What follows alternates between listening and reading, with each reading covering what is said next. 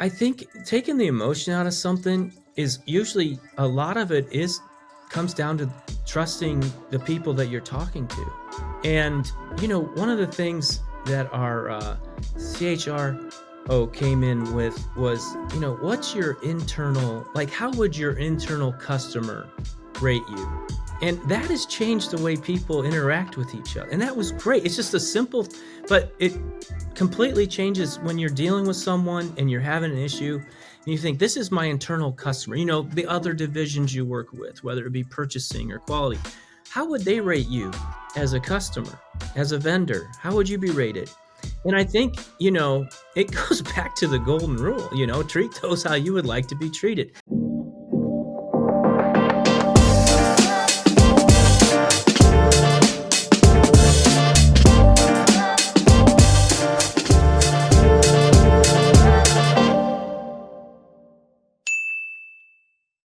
All right, guys, welcome back to a brand new episode of the Hart Hustle Podcast. Now, today's going to be another amazing conversation because I have the honor of sitting across from the president of GDC Inc. I have Andrew Kitson on the show here today.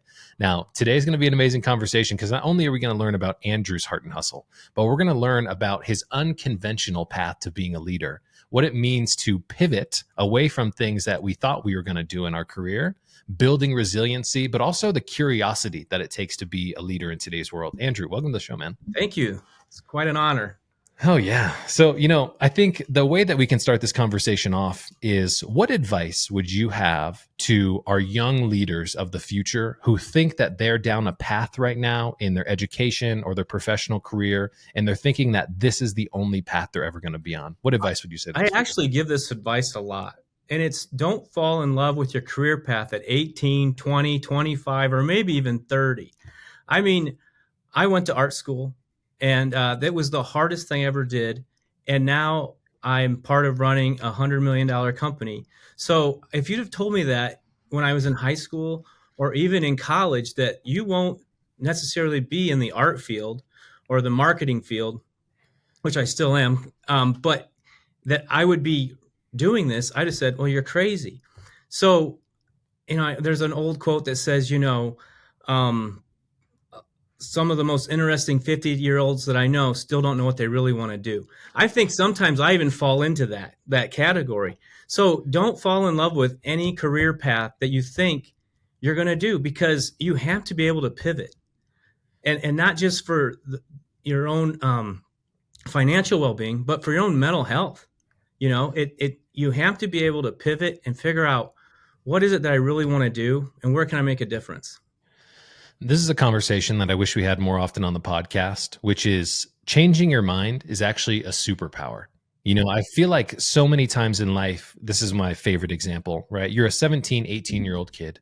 You're just graduating from high school, and you get thrust into the world of higher education and life for the first time. Adult who you trust and admire sits across the table from you and says, okay, this is going to be the biggest decision of your life. What are you going to do with your career for the rest of time? And it puts so much pressure on us that often we think that if we're taking any type of different route about how we get to our end goal, that we're not being successful. But you're obviously an example of how that couldn't be more farther from the truth. Correct. It's been quite a journey that I've had. As I said before, I went to art school. It used to be something that when I got into the business world, it was like, people were like, oh, okay, great. But I didn't go to art school to find myself. I went to art school to learn how to do something I loved as a trade, how to do something I loved to make money. And they would tell you in art school all the time that, draw now, create now, do things now, because when it is your job, you're not going to love it as much anymore. And that's very true. I've had to pivot into other things. I got into fly fishing, and I think that became my release, which also helped my career path, because the way I found this job was actually through fly fishing. I met Chris Miller, who's one of the owners, and we stayed in touch. And I ended up, 14 years ago, taking a job here at GDC. So not falling in love with the career path, but also being able to pivot has always served me well. I want to talk about the mindset and some of either the internal or the external conversations that we have when we realize that we need to pivot for the future, because this is a scary process for a lot of people. So how does, a young Andrew recognize that he needs to pivot? What are some of the conversations he has with himself or with his family, his support system? What does that look like? Basically, it comes down to your gut. I mean, it really does. And as I said before, what's best for your family, what's best for you, what's best for your kids and your future. When I went to Chicago, where I went to art school, and I grew up in this small community in northern Indiana where we're located, I thought, that's it. I'm going to Chicago. I'm never looking back. I grew up on a farm. I'm never going to do chores again. I'm done. I'm moving on. And then you always see that, the grass isn't always greener on the other side. I've had people who've worked for me, young people come to me, and maybe they say, hey, I really love it here, or I'm going to go back to college. And I know, and maybe we need these people. I have one young man that comes to mind where he said, I really want to go back to college. And I said, here's what we'll do. Why don't you go to our local college, and we'll pay for a portion of that, everything but your books, because we need you. And he said, let me think about that. And he came back in a week and he said, I really think I want to go back and try again at the university. And I know you think this is a mistake. I stop right there. You're in your 20s. Your 20s are for making mistakes. Learn from them, but they're for making mistakes. And that's a pivot. You have to take risks. I've taken risks and I failed. And I've always said I learned a lot more from losing than I ever did winning. And so that young man works in our sales department as a project manager now. We actually came back. We didn't pay for his college, but he came back and he actually works for us now. So those are the great stories that work out. And it's because he was willing to take that risk, because that's what he really felt like in his heart he needed to do. But what an amazing moment to be able to come to somebody like your manager, your boss, and say, hey, listen, this is what I'm thinking about. And then they actually encourage you to go down that path. Right. Like what an amazing moment of empowerment. Right. Because I told him, I said, look, I'd rather you come back to me in 10 or 15 years and say I made a mistake than you sit here for the next 10 or 15 years and wonder, what if I had gone back, So that's one of the things that, I always said, your 20s are for making mistakes, and you're going to make a couple of them. Oh man. They always say it's one point that you made there, which really sticks out in my mind, is like, I've learned all of my lessons from my failures. It is more important to have failed and know why than to have won and to not know why you won. Absolutely. Right? We learn through that adversity, which is really important.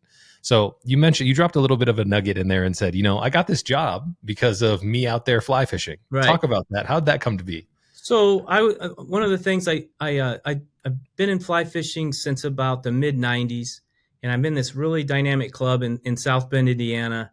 And so we had this auction where this guy would come a lot, and my business partner at the time, they went to high school together. So I'd met him, and he came back, and I was serving on the board, and he was sitting at a table by himself. And I thought, well, that guy shouldn't be sitting by himself. And so I went over there and struck up a conversation with him, and it turns out that we had a lot in common. So we started hanging out a little bit. We'd usually fly fish once or twice a year. And one night he texted me. It was like 4 a.m. He said, hey, you want to go fishing tomorrow? Be at my house at like 10 o'clock. He lived on this little trout stream here in Indiana. I went over there. And what I didn't realize at the time was it was a job interview. So he actually asked me, I was in outside sales, and he's like, so what's your sales philosophy? All this and that.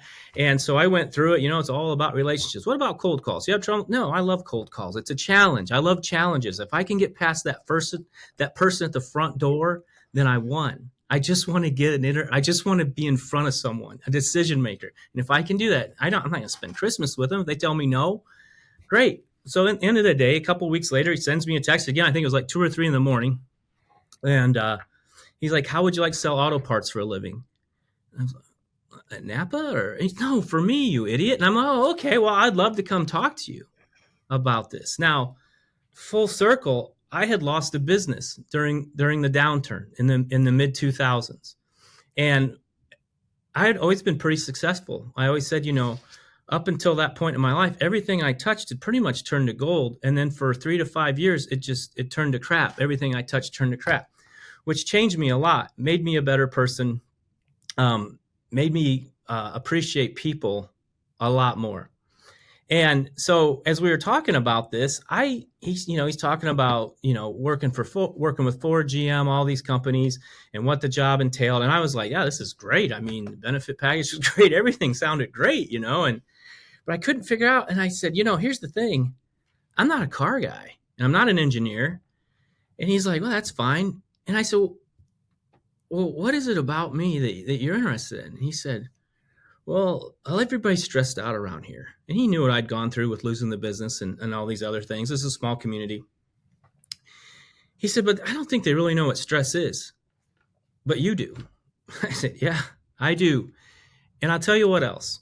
I can lead a team.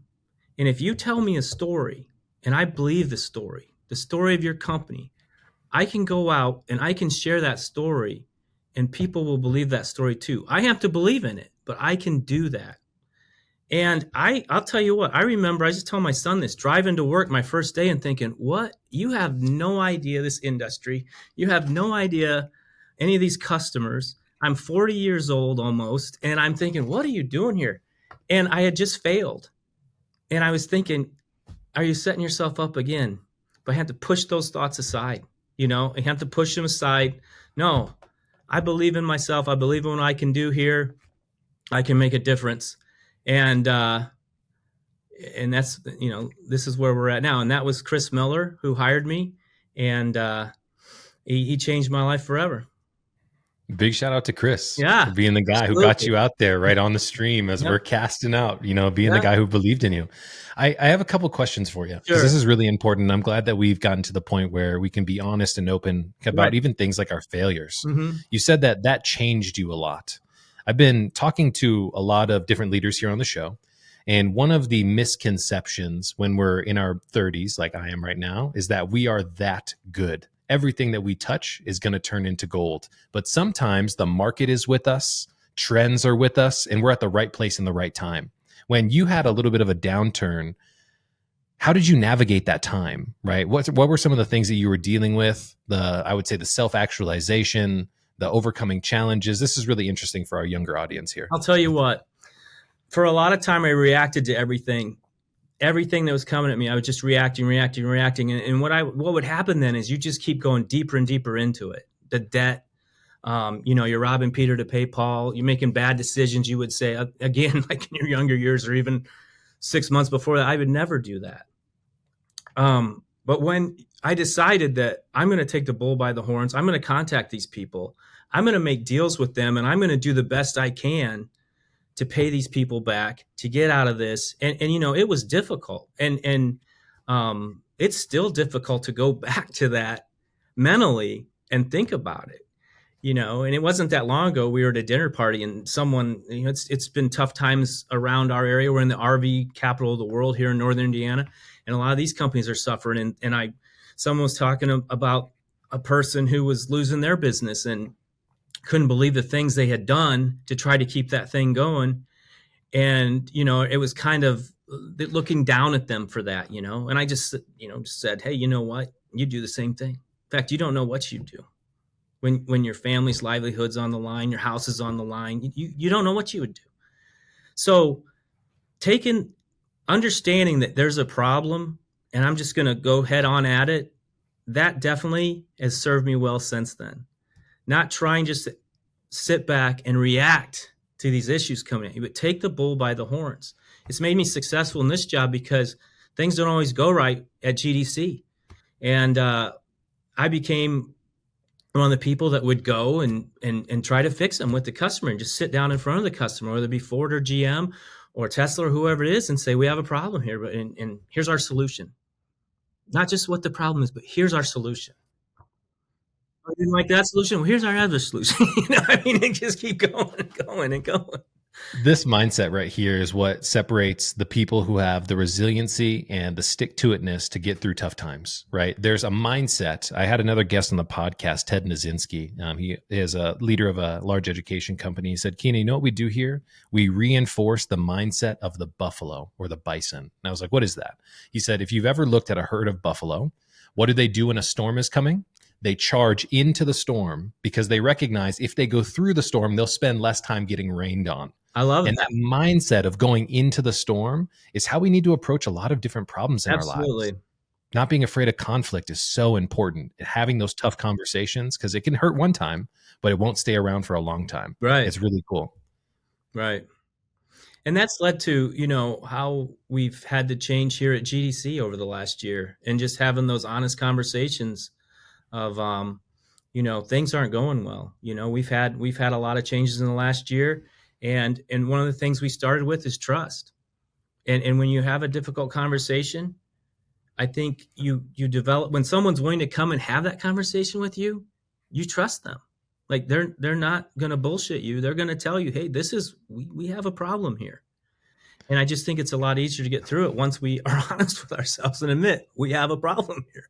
I mean, let's be a little bit like kind of tactful here, right? So the organization, based on the notes that I have, says that you guys were started in 1955. Yep. So been around for a long time. We are a unicorn in the automotive world. So we were started in 1955 by the Palmer family in a barn, which all good Midwestern companies were started in a barn. I think you know that, being from the Midwest. So then it grew, and in the late 80s, Loretta Miller, who's still our CEO, she took over with her husband Maury, who's a financial genius and has kept us on the right path there. And then in the mid 90s, their son Chris Miller, who hired me, came into the company, and he had some pretty good ideas. He's kind of he's a very visionary person when it comes to plastics and different ideas. And the whole family and the whole company is very much green driven. There's anything that we introduce that we don't take a look at what's the end use of this, or how does it end, so it doesn't end up in a landfill or things like that. And that's the way Chris's mind works. That's the way Loretta's mind works. So then from there, we introduced a few core product lines. The biggest one being a product called Sonazorb, which is it's a melt blown media that absorbs sound. It's in your headliner and your pillars, makes your car quiet. Okay, this is what I want to talk about really quick, Andrew. So one thing that we should recognize, you mentioned, going to have conversations with Tesla and Ford and GM and everybody else. Describe a little bit of the business model. How does your organization engage with those large manufacturers, and what key role do you guys play? Just so we can paint the picture for the audience here. So mostly we're a converter. We started as a die cutter, squeak and rattle type stuff, circles and squares. And as I said, we've kind of grown into having some proprietary products, but they're all based around die cutting pretty much. The thing that GDC, the reason we've been successful, and I said before, we're a unicorn, being that we're still family owned since 1955. We haven't gone under, and we're still owned by the same family.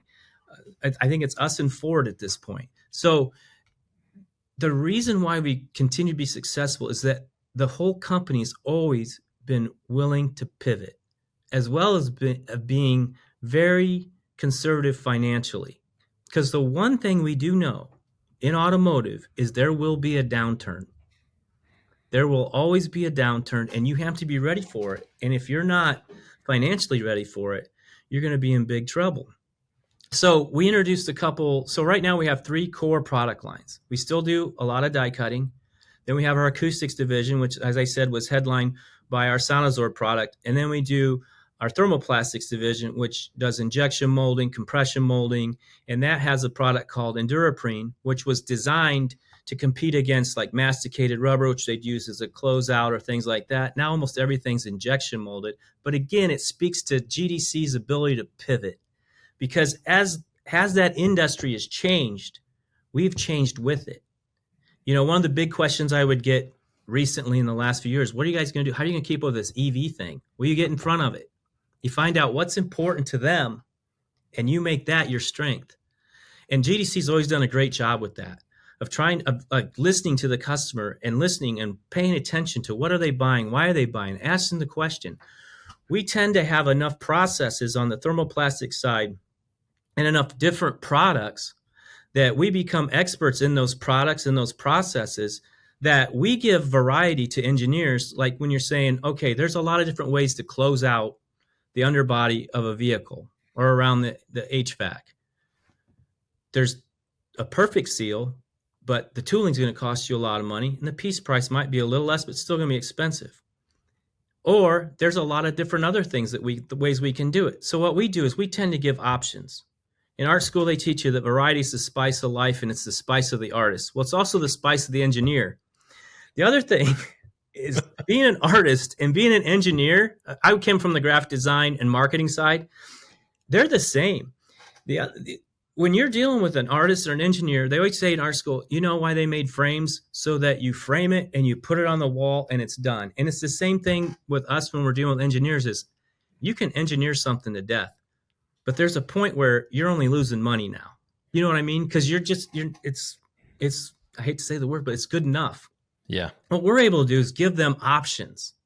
And I think that's also kept us kind of being a smaller company, and it's a great advantage for us because we're not in love with one of the options. We just want to show you, here's where you could save money. You know, what's your tooling budget? Well, this fits in. You could do this, turnaround time, as well as our response times on getting like prototypes and things like that. Our customer service is something we take great pride in. It's just so cool to me that, when people think about automotive manufacturing, right, you think that everything from soup to nuts, from the window to the steering wheel to the headliner, everything else that comes along with that is produced inside of that manufacturing plant.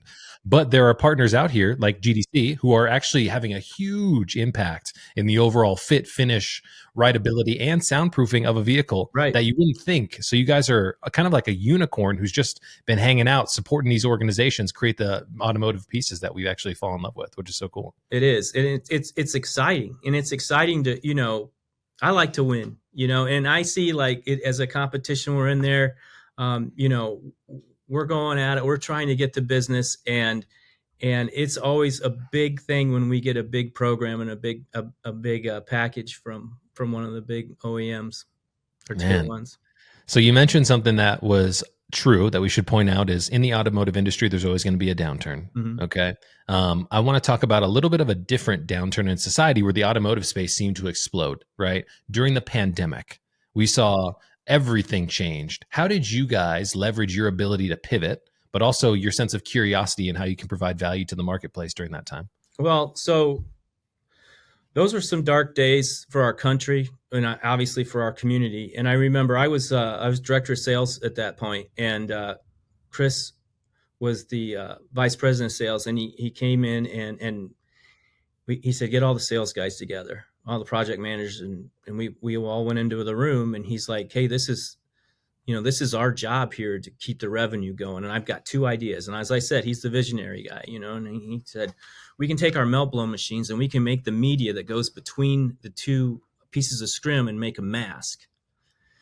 Okay. And he goes, and then we also could. What do you think in that moment, Andrew, when you're thinking about that? Like, wait, where is this coming from? Well, so like Chris and I have a great relationship in that he has the idea.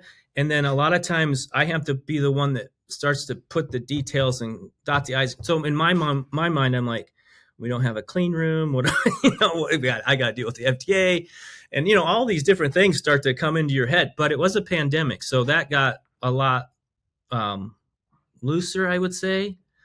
And then the second one was there was a face shield idea that he had for he had talked to, and we had talked to the area hospitals. What do you guys need? And of course, it was mass face shields. It was absolute panic. And he said, we have enough cash for about 8 months of this. And then I don't know what we're going to do. And everyone's freaked out, right? He said, but we need to keep our people going. Our insurance going, our things going. We have to keep these doors open. If we can sell these two products, these face shields, and we can sell this media for these masks, he said, we can keep this thing going. And so the next day we had a prototype. Guy named Dan Emery came up with a prototype. And the next day after that, I had said in that meeting, I said, hey, look, everybody knows somebody who knows everybody. Get with those people, get with hospitals, get with the government organizations. And we met with our local congresswoman, and she got us in touch with the state. And I got on a call list, and I was like number 88 on that call list. I was the 88th person that day to talk to them about face shields. And I actually had one I could show them. And I went through the spiel, hey, this is what we are. We're GDC, an automotive company, been in the business since 1955. And what we do is we die cut things and we put them together. And this face shield is die cut and it is put together. So this is at our core.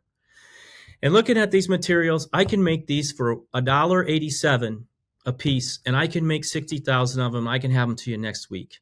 And I said, stop. And I thought he was going to tell me, forget it. He said, you can make these at your facility. Oh yeah, we're ready to go. And you'll sell them to me for $1.87. I said, yeah, $1.87. He said, I'll tell you what, I'll buy as many of those as you can make, up to 1 million of them for $1.87. If you're, I said, yeah, and this is what we do. So as I talked to him, we got to know him a little bit. We were only the third person that whole day because they kept talking to people who could even manufacture them. And the closest price to us was like $5. And so when we did this, we wanted to run on our normal margin. Like we weren't going to gouge anybody. We didn't even think about that. That's how the whole business run on margins. Why we've been successful. It's why we continue to be successful. This is really interesting to me, Andrew, because in that moment of opportunity, right, especially when you've got, government institutions who are saying, I've got money to give me as many as you can. Naturally, I feel like the business person inside of us says, oh, did I say $1.87? I meant $3.87. You know what I mean? And in my 20s, that's what I've done probably. But I'll tell you what, here's what I've learned about, and the automotive industry taught me this. You can only lie to them once. And when you're dealing with automotive, you're dealing with smart people who usually understand exactly what you make and how you make it, especially the more they buy it and the more they start to understand it. Once they find out that you came off your margin or you're trying to gouge them or whatever, your reputation. It's just not worth it.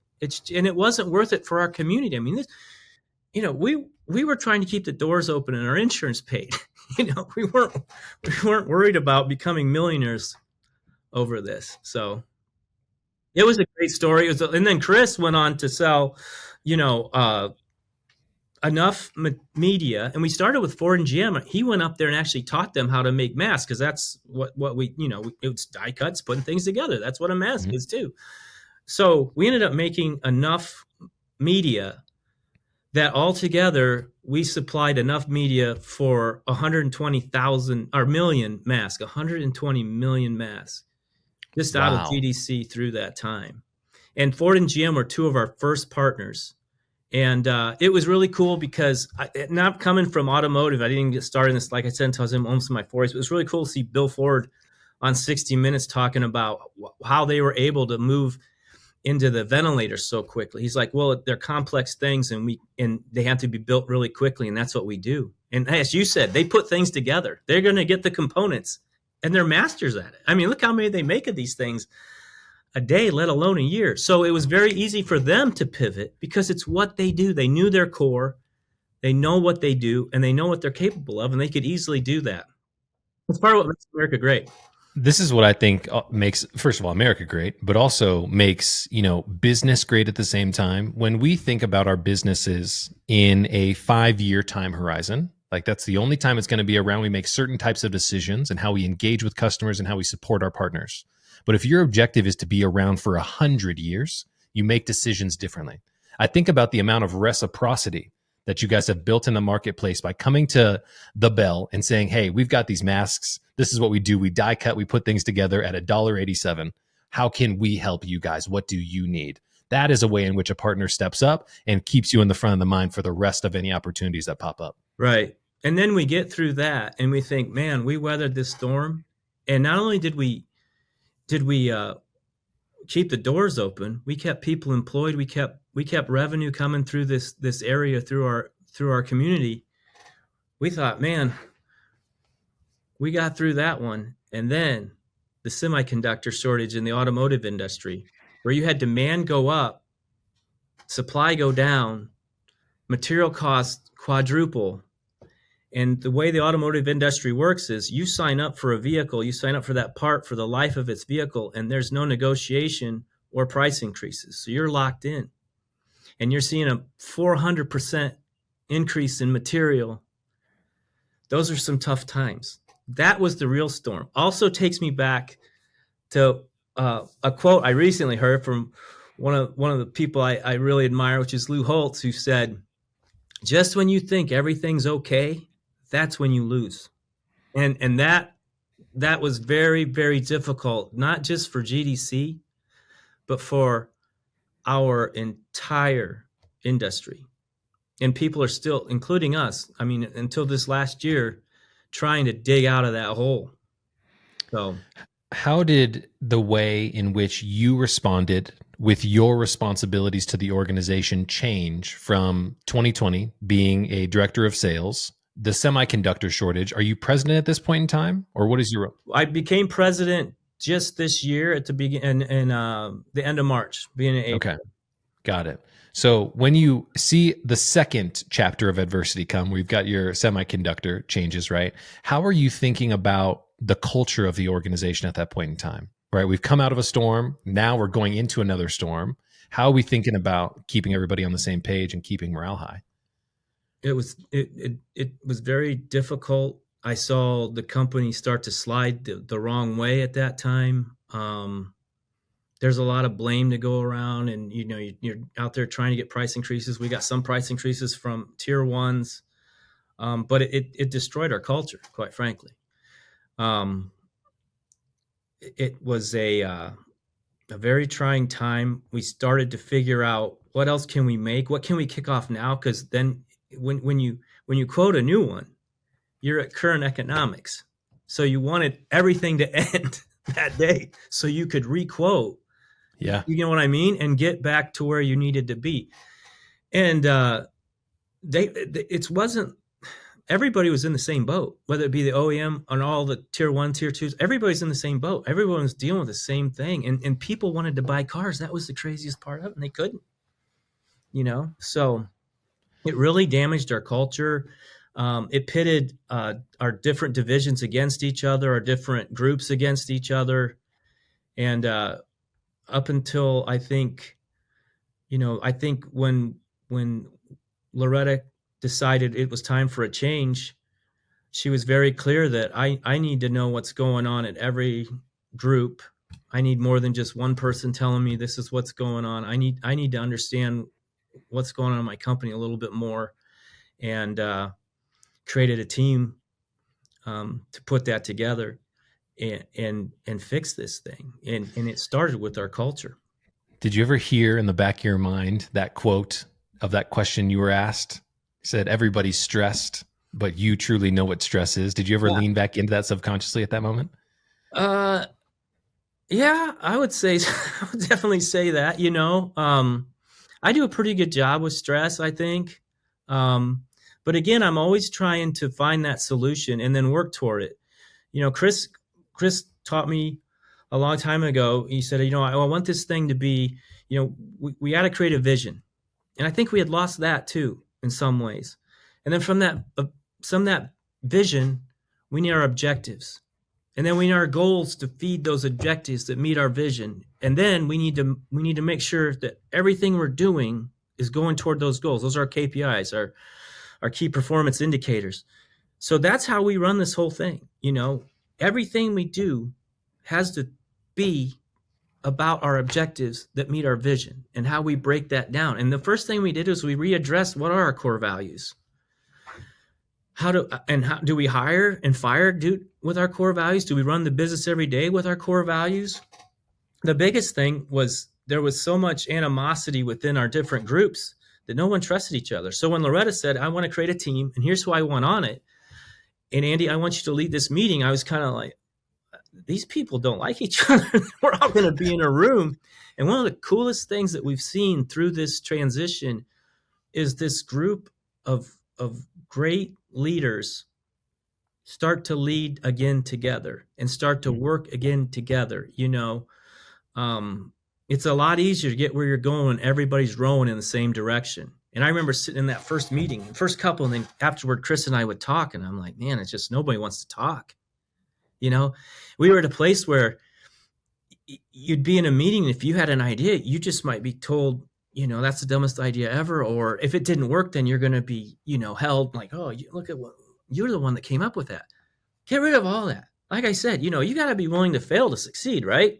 Mm. So Chris and I would almost, because we don't always get along, but we'd almost fake little arguments to show them it's okay. There's no malice here. We disagree. Healthy Conflict is conflict. good. Conflict's what's going to bring us back out of this without malice. It has to be, we're all on the same team. What do you think? And then that's the dumbest idea I've ever heard. But, and so that took some time. And I still think you see it rear its head every once in a while. We were just talking about a division with one of the persons who's worked there for years, and we are switching some things. So you have to make changes, and it's hard. If you're going to business as usual gets you business as usual. And she sat there and she said, I'm just afraid I'm going to screw this up. And one of the other gentlemen in the room said, you know what? I guarantee you we're going to screw this up. I guarantee it. And that's going to teach us something. We're going to move on. I mean, this culture, though, is so healthy. I feel like we've been conditioned through how we just navigate the world, right? Ever since we came through our educational process, if you make a mistake, you are bad, you are wrong, right? And the world of business and life is all about making mistakes, but failing forward.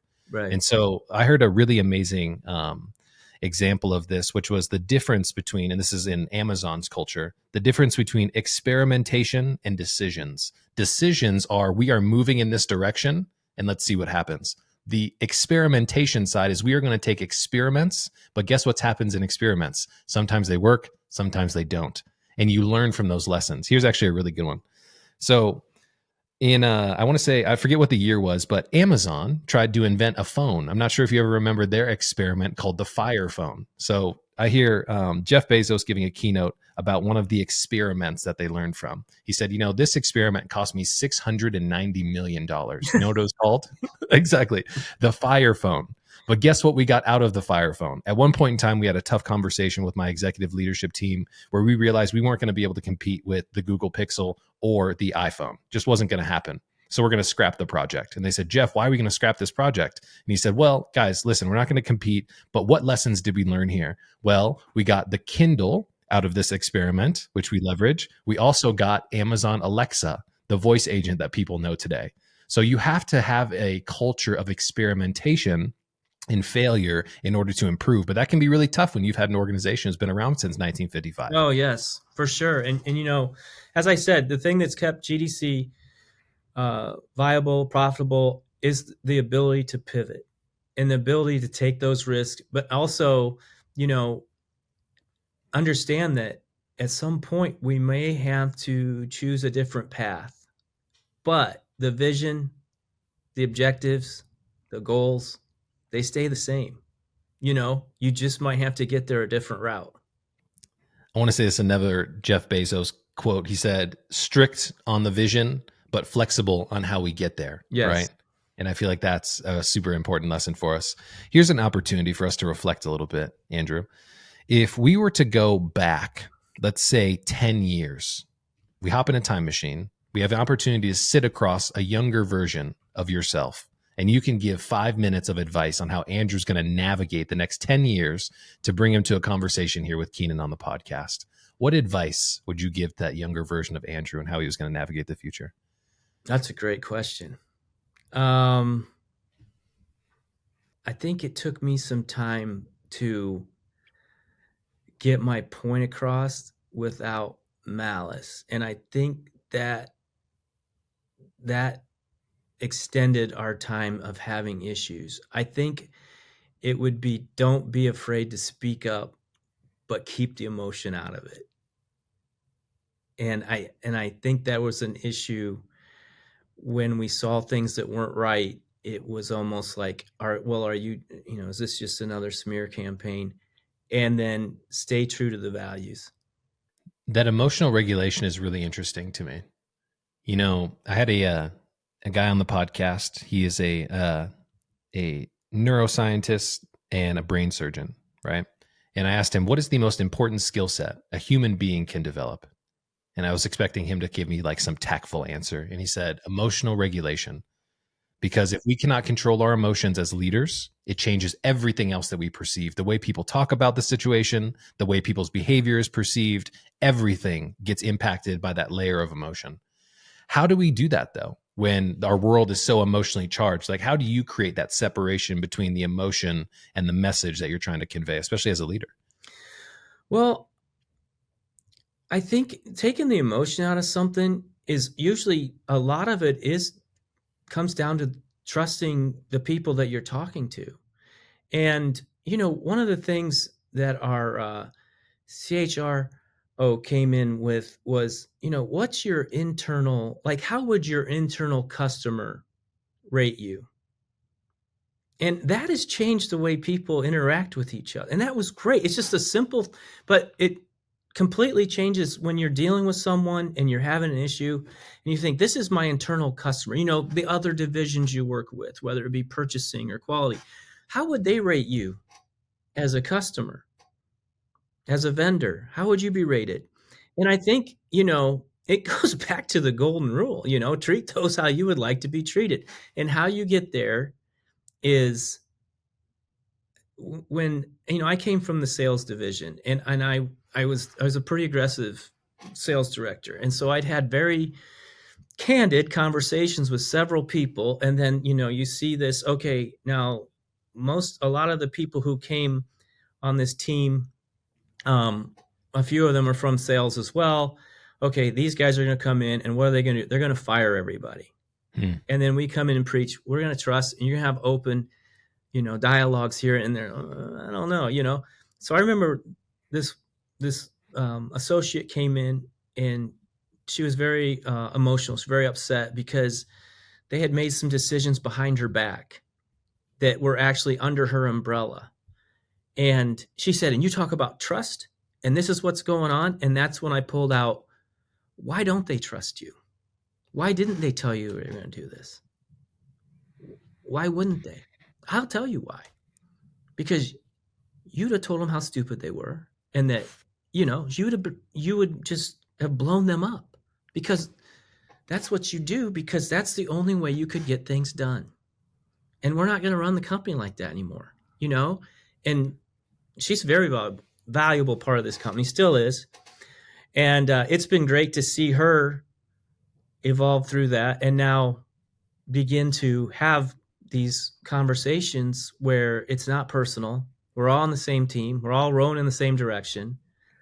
What's the issue? That's the other thing. We started having different kinds of meetings. Our meetings are now about issues and projects. And if something's on track, we're off to the next project. We don't talk about things. We talk about issues with solutions, and that's changed a lot and we're still in the process of that. Like, by division, we're kind of going through each division. It's the EOS system. I don't know if you're familiar with it, but it's really been something that's changed our meeting structure. And I started it with the sales team a year or so ago, and it made my job so much easier that as I moved into the president's role, it's like, this is what we're going to do, and this is how these meetings are going to run. And no one more than sales guys loves to tout when something's on track and you're going to have a 3-hour meeting while they tell you how awesome they are at getting this done. We just move on. What are the issues and how can we fix them? And are we all aligned in this? We don't all have to agree with it, but are we aligned? Are we agreeing that this is our goal, to meet our objective, that feeds the vision? What is our vision for the future? So we started in 1955. Where are we going to be in 2055? Well, where's the industry going to be in 2055 is a very interesting question. As we talked about, before, I don't see us veering too far away from automotive. I think we'll continue to develop new products within the acoustics market. Also, definitely in the thermoplastics market, different kinds of resins. We do a good job of finding people who have great ideas but don't know maybe how it would work in the industry. Chris is great with that because he is a plastic nerd, so he knows all these people, and they'll have these great ideas, and they're very smart people. They just don't know what to do with it, and he's great at saying, hey, I got this idea. So I see us evolving. We've done a great job with the EV, of starting to really, it's just the way you market your product differently, as again, to fit their need, And so I think we'll just continue to do that, grow with the industry, and continue to focus on our employees. That was another thing. Like I said, the culture was broken.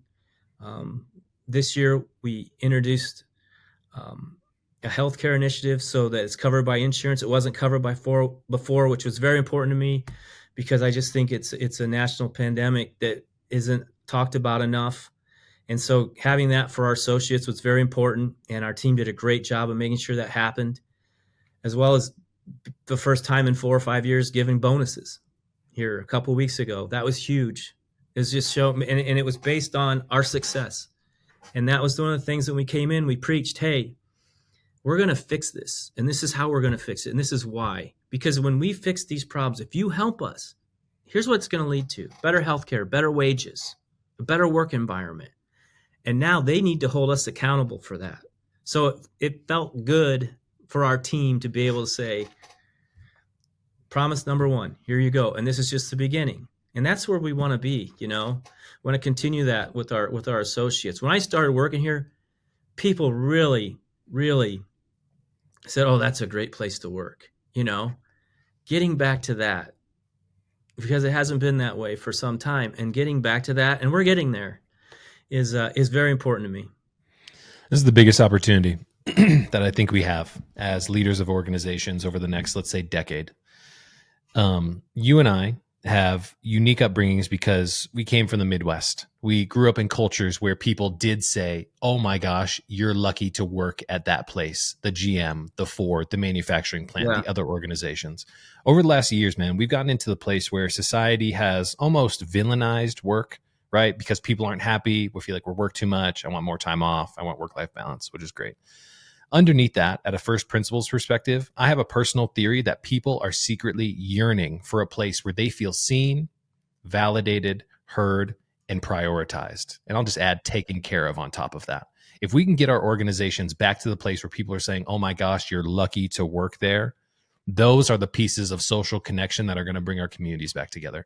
And I feel so confident that we have a leader like you who's prioritizing those things, Andrew, Thank you. because you're the future and taking us back to where we need to get to, man. Well, yeah, so it's a huge responsibility, but it's one that I love, and it's an industry that I love, and the automotive industry has been so important to our country. You know, if you look at in 1900, the number one job in America was a farmer, and then you fast forward to the 1920, and it's now the automotive industry, along with steel and other things, created the middle class, and it's our job to protect that. The middle class is super important, and it's our job to make sure that you know, that tradition carries on. And everyone thinks the automotive world is shrinking, but it's not. You know, you look at Tesla and Rivian out west, and all the imports, you know, are in the South. It's just more global. And it's like you said, until I got into this industry, I had no idea how vast it was and how important it was.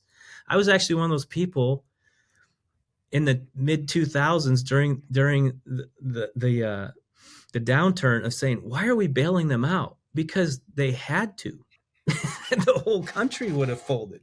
And I never realized that until you're in the middle of it, because what they're really good at is taking components from a company like GDC and putting it Exactly. together. That's what they're really good at. Well, you know, part of what we have here on the podcast, Andrew, is a tradition where our previous guest wants to ask you a question and see what your response is to this. This is our blind question segment. So, our leader is the president of another amazing organization called Blue Ally Services. They are a home maintenance company that serves elderly people by helping them reformulate their homes, but also take care of all the tasks that stop us from falling off ladders and stuff like that. Amazing Okay. team. So this question is, who is the most influential person in your professional life, and what lesson did you learn from them? I've been very blessed to have a lot of these people. A lot of these people. I would probably have to say, and this isn't a brown nosing set, it would probably be Chris Miller. Just the things I've learned from him. We're a good team because I feel like my strengths are his weaknesses and his strengths are definitely my weaknesses. But I would say Chris Miller has been the greatest influence on my professional career. I just want to say a huge shout out to Chris for sending that text message at 2:00 in the morning and asking our Yes, guy Andrew if he wanted to sell car parts. yes, So it brought us to where we're at here today. Those yeah. small things make the biggest difference. Well, Andrew, it's easy to understand why you are the definition of heart and hustle, brother. I'm so glad that we were able to have you on the show. And Thank thanks you. again for joining us. We It's really been a appreciate it. pleasure. It's been great getting to know you. Thank you so much.